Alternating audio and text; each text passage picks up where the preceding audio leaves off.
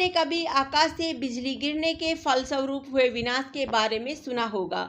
एक बार यह बिजली एक मकान की चिमनी पर गिरी। चिमनी पर लाइट कंडक्टर न होने के कारण बिजली का सारा प्रहार धरती को झेलना पड़ा। मकान के आगे छोटे से हरे भरे लॉन में 155 फुट लंबी, 3 फुट चौड़ी और 2 फुट गहरी खाई खुद गई।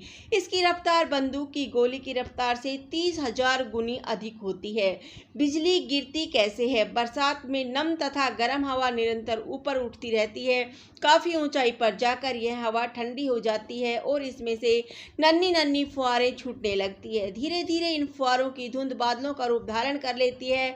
नम हवा के इस प्रवाह को हम चिमनी प्रवाह कहते हैं। ऊपर जाकर नम हवा का पानी बर्फ के डेलों में बदल जाता है और ये डेले नहीं गिरते, वरन चिमनी प्रवाह के सहारे उछलते कूदते तब तक ऊंचे उठे रहते हैं जब तक कि बादलों की चोटी नहीं आ जाती। यहाँ तक आते आते हवा की गति धीमी हो जाती है।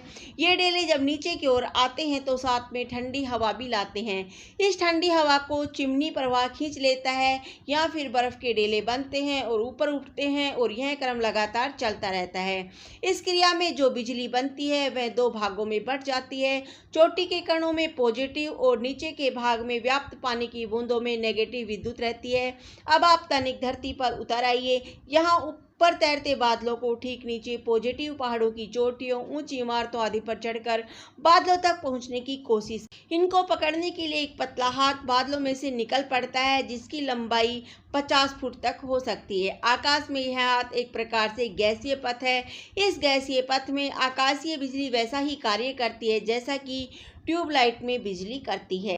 यह गैसीय पथ एक क्षण को ठहरता है। इतनी सी देर में ही बादल में छाए इलेक्ट्रॉन इस पथ पर टूटकर गिरते हैं।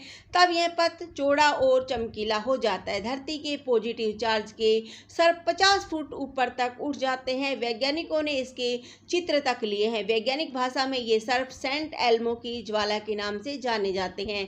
यह सर्प आकाश में लटके गैसीय पथ से मिलने का प्रयत्न करते रहते हैं। जैसे ही ये सर्प ऊपर वाले से मिल जाता है वैसे ही धरती और आकाश के बीच एक रास्ते का निर्माण हो जाता है।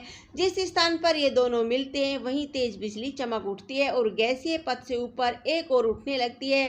तब हमें ऐसा महसूस होता है जैसे आकाश की बिजली नीचे की ओर आ रही हो, लेकिन ऐसा होता नहीं है। गैसीय पथ में इतनी तेज गर्मी पैदा हो जाती है कि आसपास की हवा रास्ता छोड़ देती है। हवा के हटते ही ध्वनि की कगार टूट जाती है। अगर बिजली तड़तड़ाना बंद हो जाए तो संसार की सारी हरियाली ही नष्ट हो जाए।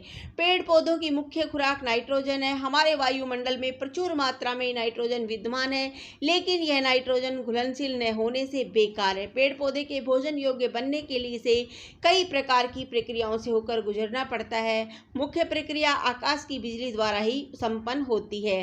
बिजली की गर्मी के कारण हवा में व्याप्त कणों का तापमान 30,000 डिग्री सेंटीग्रेड तक पहुंच जाता है। इस भीषण ताप के कारण वायुमंडल में व्याप्त नाइट्रोजन में ऑक्सीजन मिलकर नाइट्रोजन ऑक्साइड गैस बन जाती है। धरती पर आते आते यह नाइट्रेट के रूप में बदल जाती है। यही नाइट्रेट पेड़ पौधों को हरा भरा रखता है। धन्यवाद। जय हिंद।